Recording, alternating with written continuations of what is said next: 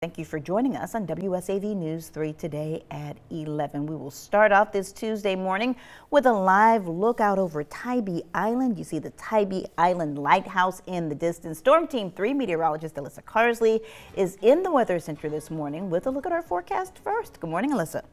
Hey, good morning, Kim. Well, as we head towards the lunch hour, we're still tracking just a few clouds overhead, still tracking the same weather pattern as what we were talking about yesterday. That continues through the majority of this work week, really thanks to high pressure sitting just to our north, and of course that stalled front to our south. Just watching for a few rain showers out there very close to our coastline, otherwise staying dry across the coastal empire and low country. Temperature wise though, right now back in the 50s and the 60s, around 62 degrees currently here in Savannah and 64 degrees in Glenville. Throughout the rest of this afternoon, a low chance of rain, though the main focus will be on the mostly cloudy sky and that breezy northeasterly wind, as that is going to give us an elevated fire danger risk, especially for our far inland communities, just due to the winds, the dry air thanks to high pressure to our north, and of course the combination of the extreme drought we're already seeing expanding across the coastal empire and low country. That will give us an elevated fire danger risk. Just be mindful with those conditions, as fires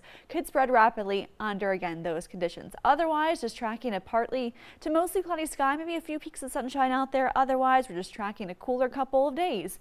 As we head to the first part of this work week and to the end, we start to see a warming trend. We'll talk about that coming up in the complete Storm Team 3 forecast. Thank you, Alyssa. Topping our news this morning, Chatham County Police need your help finding a runaway they say has been missing for more than 12 hours. Take a look at this picture on your screen. Police say Shamani Warthal was last seen in the area of St. George Boulevard around 10:30 last night. We're told she's 5'1", weighs about 100 pounds, and was wearing a black sweater, pink pants, and black shoes. If you've seen Shamani Warthal or have any information about her whereabouts, you're asked to call 911 immediately. Making headlines this morning, time is running out for President Trump's ultimatum to Iran. Just hours ago, the president said if the Strait of Hormuz isn't opened by the Middle Eastern country by 8 o'clock tonight, quote, a whole civilization will die, unquote. Robert Sherman is in Israel this morning, where leaders there have also issued another warning to Iranians. President Trump's 8 o'clock Eastern Time deadline tonight is swiftly approaching, saying that if Iran does not strike a deal that reopens the Strait of Hormuz, he's prepared to strike bridges and power plants across Iran. Just now, the Israelis handing down a threat of their own, telling Iranian civilians to avoid the trains throughout the day, saying, we kindly request that from this moment until 9 o'clock Iran time, you refrain from using and traveling by train throughout Iran. Your presence on trains and near railway lines endangers your life.